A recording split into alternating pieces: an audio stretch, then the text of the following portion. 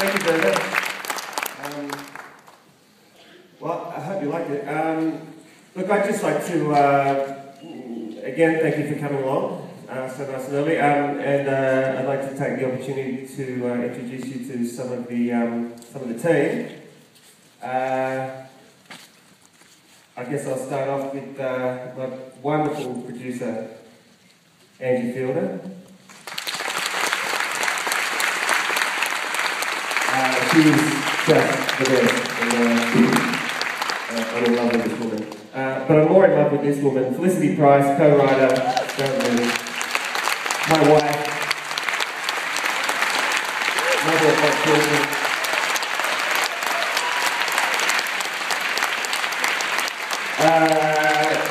Anthony Starr, all the way from New Zealand.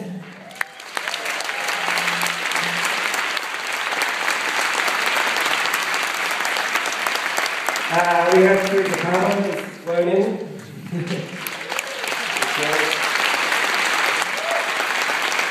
And big hand for Joel Aitken, please.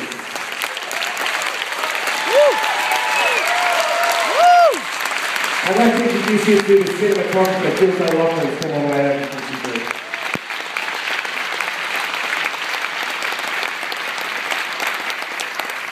These guys, I'm so in love with them. It's been such an extraordinary journey that's ended up with us being here. We just arrived yesterday. It's been a very heady trip, and I'm so glad everyone made it. Look, I think we're just going to open it up to any questions you guys might have. So I'll hand it over and take it from there. Yeah. Do we have any questions out there?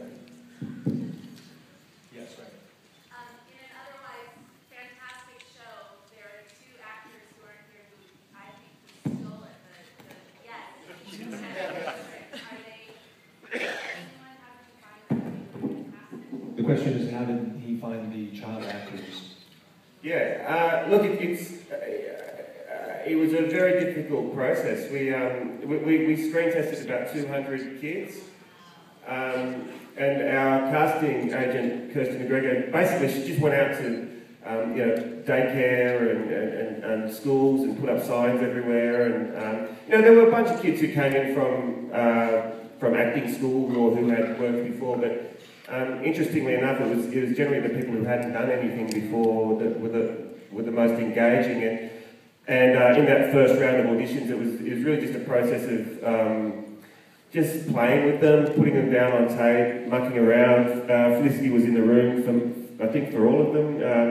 So we played with the relationship there, and just to see how they play, how intelligent they were, and how resourceful and how intimidated they might be by all the goings on, and so we went through a couple hundred kids, and then that sort of whittled down to about 30 odd, and then it got down to about 6 or 7, and then we determined these two, Izzy and Otto, and they're just remarkable children, it's a special kind of child who can not only sort of participate in those scenes, because as you're probably aware, like a scene like that lunch table scene, I mean, that's whatever it was, a whole 4 hours or whatever, and they've got to stay focused, and they're little teeny tiny children, and so they've got to be very focused, but you don't want them by the end of the whole shoot to have it go to their heads and get all crazy, and you see that happen with a lot of kids in television and so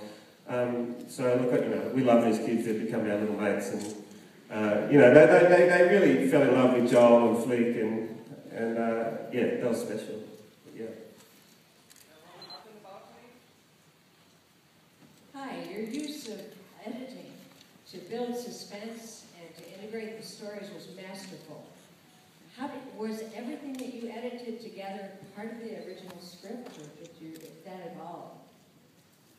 Yeah, everyone hear the question here?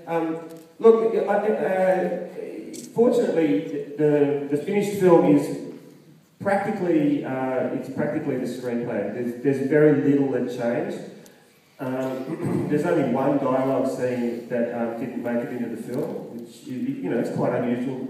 Usually you end up losing quite a few scenes. there's a couple of smaller little transitional scenes that didn't make it as well. But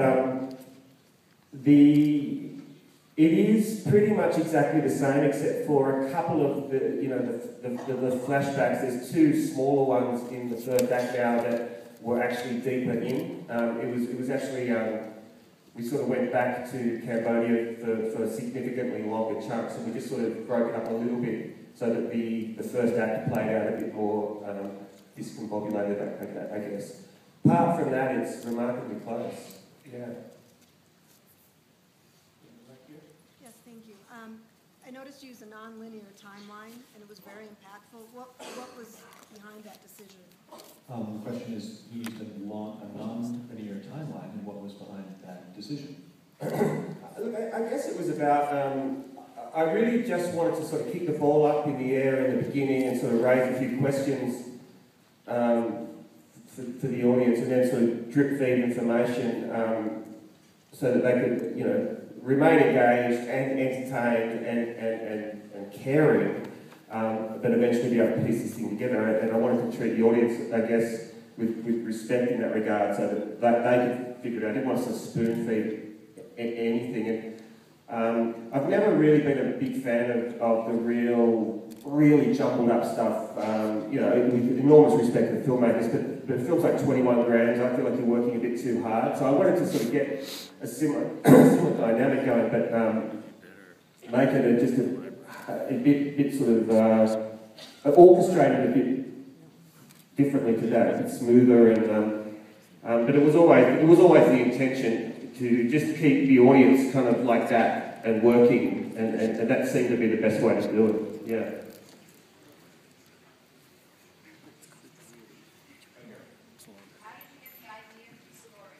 The question was, how did you get the idea for the story? Do you want to hand the mic to Felicity?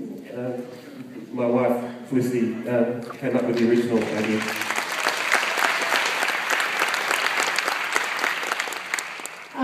The story was kind of based on two different ideas. One of the ideas was a true story that happened to a friend of Kieran and mine, where she went travelling overseas with her... there were two couples, basically, who went travelling to Southeast Asia, and the same thing happened. One of the guys went missing and was never found again. And in that true story, no one knows what happened, and there could have, drugs could have been involved. It really was only speculation as to what occurred. And I was really interested in the idea of what that would feel like for the other three that were on that trip. How would they feel, How responsible would they feel? And in that particular case, they weren't responsible at all, but I just kind of wanted to create a situation whereby the other three characters in a story like that could feel responsible about what happened to that guy. The other idea that I was interested in exploring was a relationship drama. I guess I was kind of interested in writing about kind of what we were going through. We're married and we've got two small children. And I was thinking about people like myself and friends, Generation X have grown up and now have to be responsible, having small children and having to be responsible, and it's kind of a drag, and they still want to go out partying. And I was kind of interested in that idea of responsibility and what it is to kind of hang in there in a long-term relationship. And infidelity is a good way of breaking up a relationship or throwing it into the air, but then infidelity on its own is kind of a boring thing to have to watch in a film. So that's when I kind of brought in the other idea of the mystery of the missing guy, and I just put those two stories together. Well done,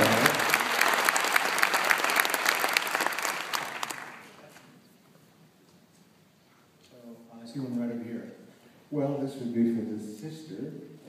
We are not seeing how you respond to the news that your boyfriend has been killed, the truth of the situation.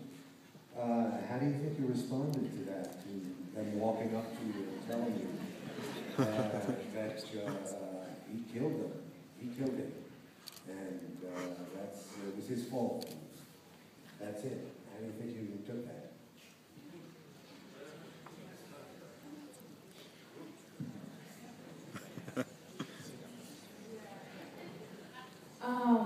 Well, I'm sure she would be extremely devastated and overwhelmed. And I think at that point in the movie, I remember I kind of read it as the two of them walking over to her and sort of discussing what had happened. It was, I think, a shift in their relationship between the sisters, and I always looked at it as something where Steph kind of apologises for her incredibly awful behaviour, but I'm sure that they would come and tell her the truth, and it'd be devastating and shocking. And I'm sure, I think where Steph is at this time in her life, she's sort of all over the place.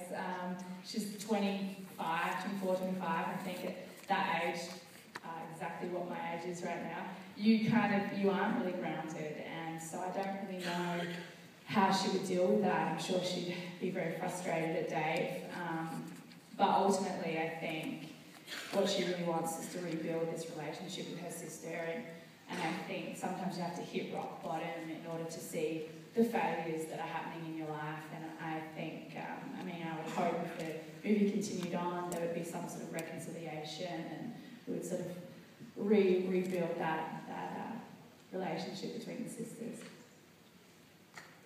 Yeah. I'll just say one thing about that too. It was always really important to us that the character of Steph by the end of the film. I mean, I really wanted